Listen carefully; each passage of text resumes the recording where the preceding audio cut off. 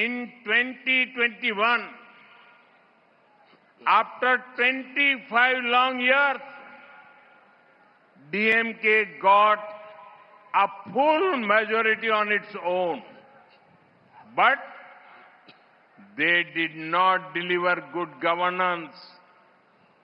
They looted the state, further dynastic politics, and ignored people's aspirations. Look at Madurai itself. Madurai stood with MGR, who loved the city immensely. That is why DMK had never liked Madurai. DMK brought mafia-style politics to Madurai. They gave bad roads, poor drainage, and lack of waste management. They took Madurai to the bottom of national ranking in cleanliness. Even the DMK mayor of Madurai had to resign due to corruption. This is their model.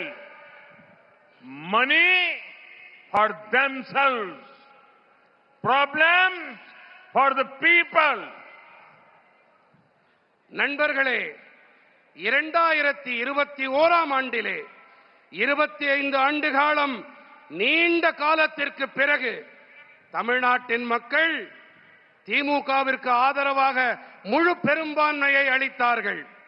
ஆனால் நல்லாளுகையை அவர்களால் அளிக்க முடியவில்லை. அவர்கள் மாநிலத்தை கொள்ளையடித்தார்கள்.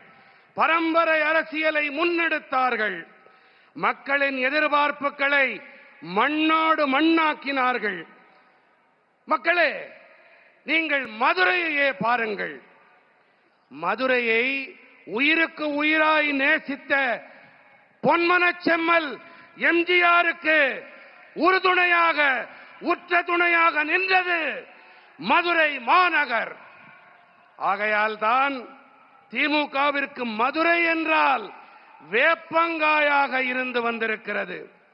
திமுக தான் மதுரைக்கு mafia கொள்ளை கூட்ட ரக அரசியலை அறிமுகப்படுத்தியது. அவர்கள் என்ன அளித்தார்கள்?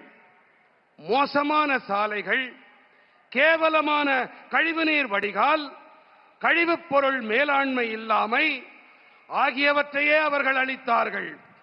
சுத்தம், சுகாதாரம், தூய்மை தரவரிசையிலே மதுரையை தரைமட்ட அளவிற்கு கொண்டு போனார்கள். ஊழல் காரணமாக மதுரை நகர மேயரே பதவியை துறக்க நேர்ந்தது. இதுதான் அவர்களுடைய மாடல். என்ன மாடல்?